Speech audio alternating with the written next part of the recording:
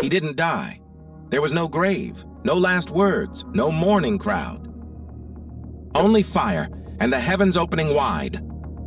Long before Jesus walked the earth, there was a prophet who defied kings, outran armies, and spoke with the authority of heaven. His name was Elijah. Elijah the Tishbite. He appeared suddenly in the Bible, without introduction, without lineage. No mention of his parents, no ancestry, no origin, as if he came from beyond the veil. His voice thundered against idolatry. His prayers shut the sky. And when the people bowed to false gods, Elijah called down fire from heaven. He stood alone on Mount Carmel, facing 450 prophets of Baal, challenging them to a divine showdown. The false prophets cried out for hours. Nothing happened. Then Elijah stepped forward. One prayer, one call to the true God, and fire descended. It consumed the sacrifice, the stones, the water, everything. The people fell on their faces. They remembered who God was. But Elijah's story wasn't just one of power. It was once a mystery. After defeating Jezebel's prophets, Elijah fled, not in triumph, but in exhaustion. He ran to the wilderness, begging to die.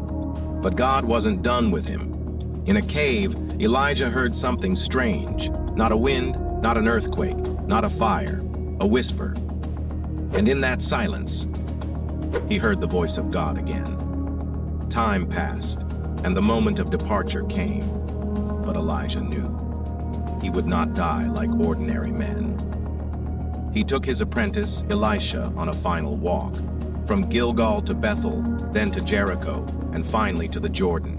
Each step, symbolic, each moment, a farewell. At the river's edge, Elijah took his cloak, struck the waters, and they parted. Together they crossed on dry land.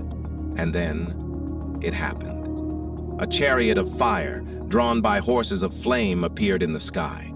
The winds howled, the earth trembled, and Elijah was taken up in a whirlwind of glory. Elisha watched, crying out, my father, the chariot of Israel and its horsemen!" And just like that, Elijah was gone. No tomb, no body, no remains, just a cloak, falling back to the earth. But the mystery doesn't end there. Centuries later, Elijah appears again. On a mountain in Galilee, standing beside Moses, speaking with Jesus during the Transfiguration. How could a man from the Old Testament walk in the New? How could someone who never died return? Some believe Elijah never left this world completely, that he was taken, preserved, waiting for a final mission. The book of Revelation speaks of two witnesses, two prophets who will preach during the last days, breathing fire, calling plagues, and standing against the beast. Many believe Elijah is one of them. Others whisper that Elijah was more than a prophet, a being touched by eternity, chosen to walk between worlds. One thing is certain, his story never ended, because Elijah didn't just confront kings, he faced death itself, and won. The fire didn't consume him, it carried him.